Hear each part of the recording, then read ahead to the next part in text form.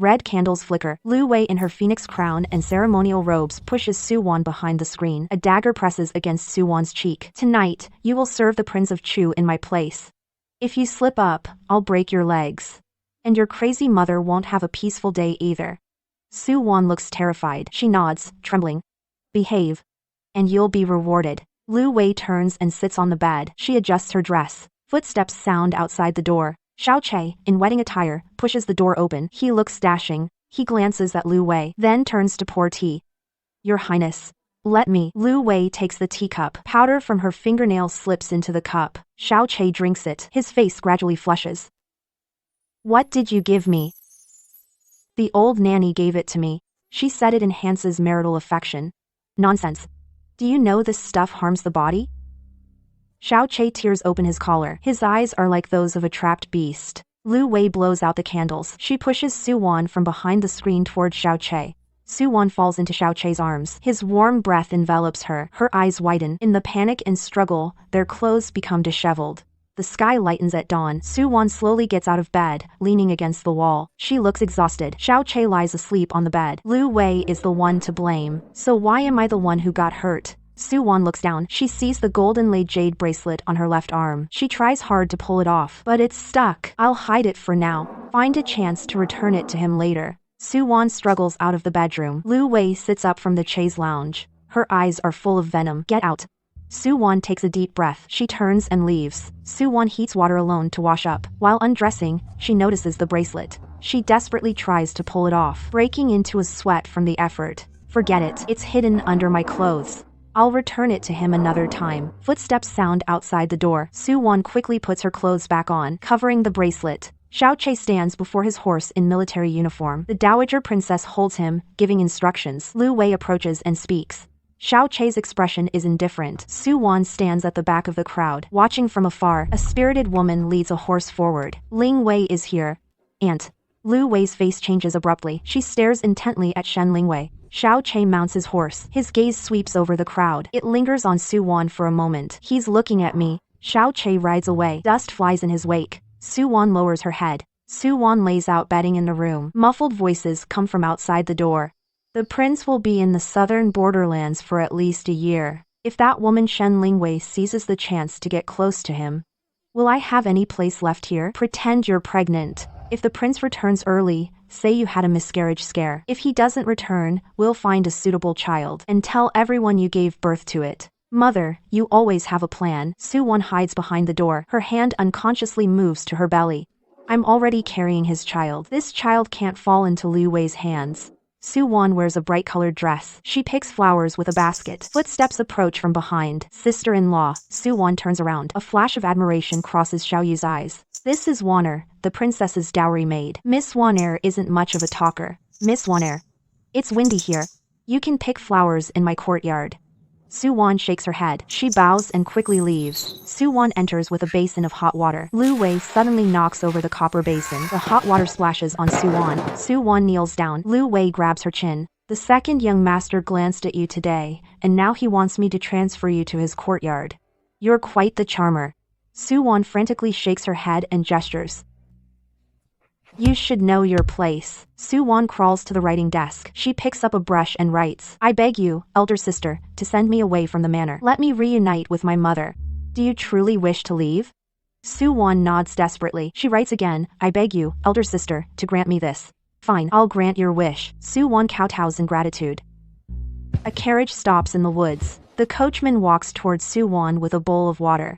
Miss, have some water to soothe your throat. Su Wan waves her hand and tries to leave. The coachman grabs her arm. You refuse a toast only to drink a forfeit. The bowl is knocked over. The coachman lunges at Su Wan. Su Wan ducks behind a tree. She pulls out a pouch of powder from her robe. The coachman peers around. Su Wan throws chili powder in his face. Su Wan seizes the chance and runs to the carriage. She drives the carriage away. Su Wan finds her mother. She pulls her along to leave. Madame Lin is unwell. Agitated, she shoves the estate manager. Disgraceful. Just get out of here. Su Wan drags her mother onto the carriage. They speed north. Mother, we're free. I don't have to pretend to be mute, and you don't have to pretend to be mad. Madame Lin hugs Su Wan and weeps. The carriage travels along a rugged mountain path. I finally got you out of there, mother. Su-won looks back at Lin. They look at each other and smile. The courtyard is old but tidy. Jing Chen leads them inside.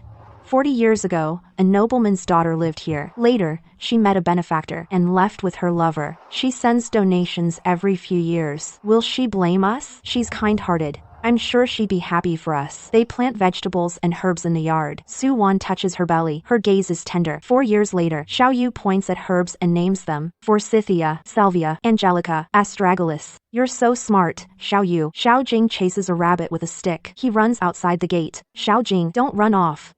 You'll trample Grandma's perilla plants.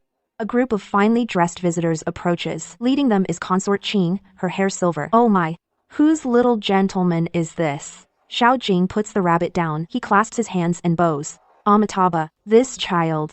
He looks exactly like Ruir when he was little. The crowd gathers around. Su-won holds her breath. Her heart races. Lu Wei is so shocked, her jaw drops. Su-won steps out. Xiao Jing, time to come in and rest. Xiao Jing runs into Su-won's arms, calling her mother. Lu Wei's face turns pale. This must be Madame Su. This commoner greets your highness. Xiao Chase stands at the back of the crowd. He watches Su-won with a deep gaze. The room is packed. Consort Qing holds Xiao Yu, playing with her. She has her maid bring out gold nuggets as gifts for the children. Su-won tries to refuse. Finally, persuaded by Jing Chen, she accepts. She has the children kowtow in thanks.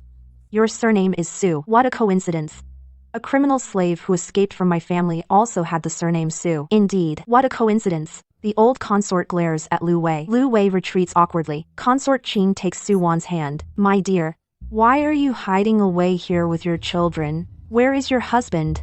He joined the army. We haven't heard from him in years. My children and I had nowhere to go. We were fortunate to receive your charity. Lu Wei's expression darkens further. You poor thing. You've suffered. Do you have any difficulties? Thank you, Your Highness. I have no difficulties. Lu Wei can't help but speak up. Grandmother Consort.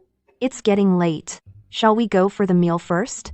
The Grand Dowager Consort will decide. As a junior, interrupting out of turn, do you know what propriety means? I overstepped. Dowager Consort Qing rose to take her leave. Before leaving, she hugged the two children. When will I get to hold my great-grandchildren? The old princess gave Lu Wei a dirty look. Lu Wei was mortified. Su-won and the children saw everyone off. Before Xiao Che left, he glanced back at them a few times. Did he notice something? After everyone left, Su-won quickly packed their belongings. Mother, is it New Year's again? Xiao Jing, Xiao Yu, Mother and Grandma will take you on a trip. We'll come back in a while. Lu Wei will definitely come to kill us. I can't take that risk. Su-won found the golden-laid jade armlet under the bedding. She gritted her teeth and put it back on her arm. The family made a bed on the floor in the woodshed. Su-won gazed at the moonlight outside the window, unable to sleep. Footsteps and the sound of moving firewood came from outside. Be quick about it. Don't let them notice. Su-won crept to the door. Through the crack, she saw men in black stacking firewood. He lit a fire starter. They were sent by Lu Wei. She wants to wipe us out. Su-won rushed to her mother's side, shaking her and the children awake. Mother, get up. There's a fire. Su-won and her mother each held a child, covering the children's mouths and noses with handkerchiefs. They broke through the wooden door and rushed out. The innkeeper's family fought the fire. The innkeeper's wife was displeased with Su-won. After apologizing guiltily, Su-won left with the children. Su-won led her family out of town, coming to a remote forest. Several men in black jumped out, swords drawn. The master wasn't wrong. This one's life is truly tough. Brothers, leave no survivors. Did Lu Wei send you? You won't even spare 3-year-old children? Aren't you afraid of ghosts knocking on your door at night?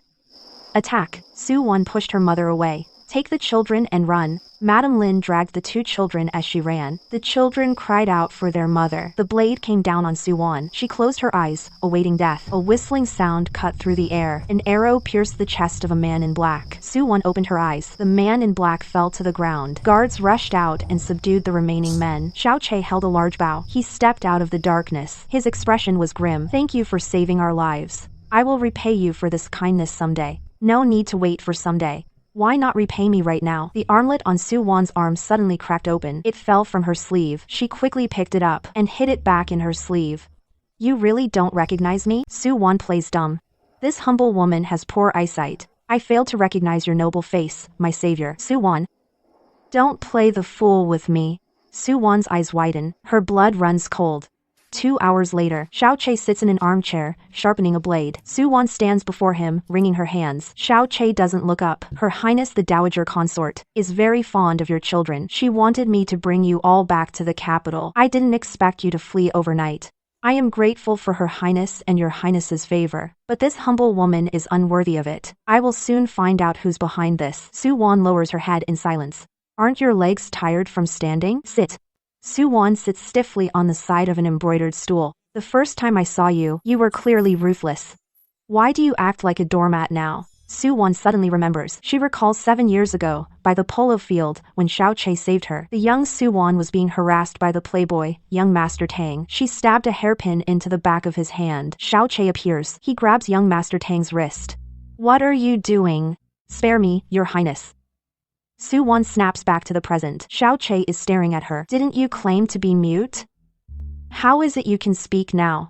I was cured. Now that you can speak. Is there anything you wish to tell me? Su Wan's heart tightens. She thinks for a moment, then shakes her head. No. Fine. You may leave for now. 3 days later, they are settled at Xiaoqi's Cold Plum Manor. Su Wan is speaking with her mother in their room. This is Prince of Chu's private estate. Is it appropriate for us to be here? If Lu Wei finds out, she'll have our heads. Su Wan gathers her courage and goes to find Xiaoqi. Your Highness, Prince of Chu. Might you send us somewhere else? Where would you like to go? This place is my private property. No outsiders can enter. I cannot live here for free. Perhaps you could find me some work? I can do any kind of work, no matter how dirty or difficult. I do need workers here. But Su Wan, I always thought you were a straightforward woman. Speak your mind. Don't beat around the bush. Su Wan throws caution to the wind. I just don't wish to tarnish your reputation. If you're only taking care of us because the Dowager Consort asked you to, could you settle us somewhere far from the capital? You might not mind. But must your children suffer with you? Suffering is better than losing our lives. Xiaoqi throws down a military manual and stands up. His shadow falls over Su Wan. You don't trust me.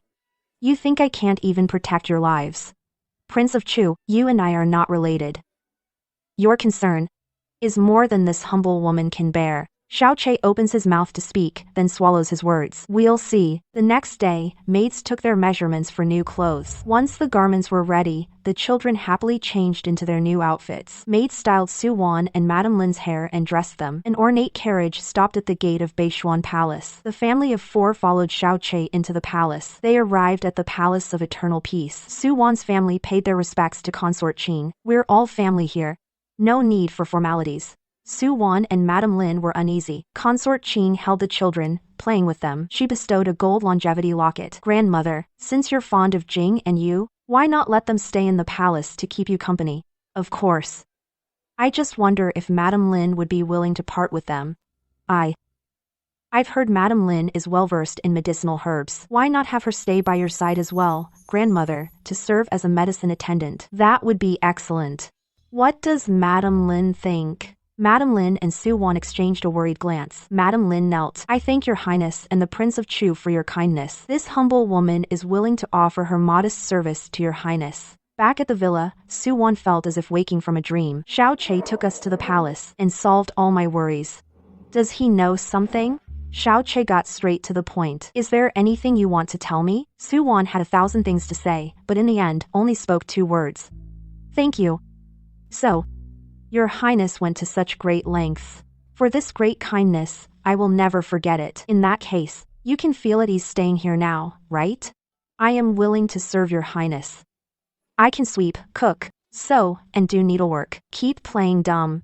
You know perfectly well that's not what I mean.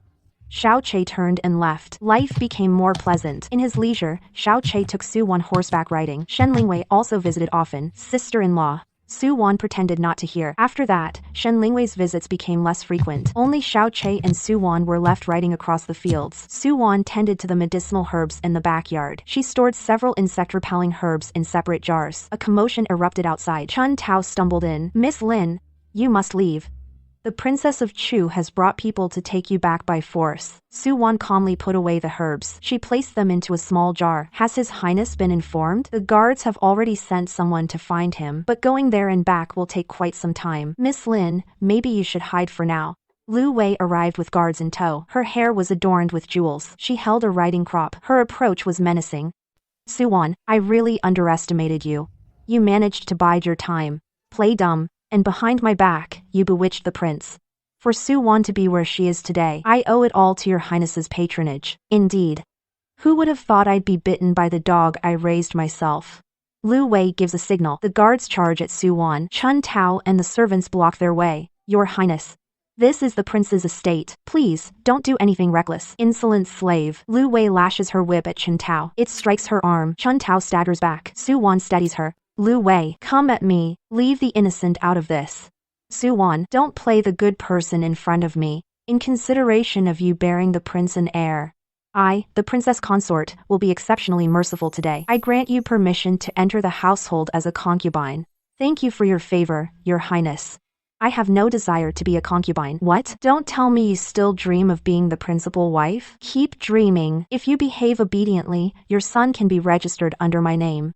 In the future, he will be the prince's legitimate firstborn son. You'll gain status through your son. Suwon turns and runs. Catch her. Suwon weaves through the paths, shaking off her pursuers. She arrives at the stables, leads out a steed, mounts it, and gallops away, charging toward the rear gate. The gate guards scatter to avoid her. Suwon heads straight for the mountains. Lu Wei and others give chase on horseback. Suwon leads them to the collapsed area. She kicks the horse's flank. The steed leaps into the air. Lu Wei and her party of 5 horses rush up from behind. You, where do you think you're going? The lead horse steps on loose soil and plummets down. The horse whinnies. A guard screams. The 4 horses ahead, riders and all, sink into the mud pit. Lu Wei reins in just in time and narrowly escapes. Suwon stops and shoots Lu Wei a provocative smile. Sister, still want to catch me?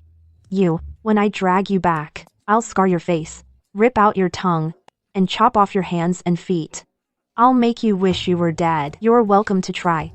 Suwon spurs her horse forward. Lu Wei circles around the landslide and continues the chase. She nearly catches up to Suwon. Lu Wei draws her whip to strike Suwon. Suwon decisively opens a jar and hurls it at her. Scorpions and centipedes swarm toward Lu Wei. She screams in terror and tumbles from her horse. Her horse runs off. Lu Wei falls, her head bleeding. The venomous creatures crawl all over her. She tears at her clothes, rolling on the ground. No. Get away. Suwon reins in her horse and turns back. Watching coldly, she dismounts and strolls leisurely over to Lu Wei.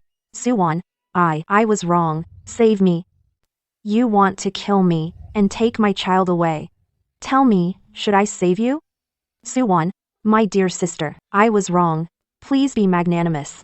Save me, please. Suwon picks up a branch from the ground, swings it at her. This is payback for you. Thanks for tattling to your mother back then, making her force me to drink mute medicine. Suwon continues to whip, listing the crimes one by one. This strike is to thank you and your mother for taking care of my mother. This strike is to thank you for sending me to Prince Chu's bed, ruining my chastity, and trying to silence me. This strike is to thank you for sending assassins to burn down my family. This strike is to hit you for Chun Tao. Suwon whips her over a dozen times. Lu Wei goes from begging for mercy to cursing. Finally, her eyes roll back and she faints from the pain. Suwon is panting heavily, throws down the whip, rides away on horseback.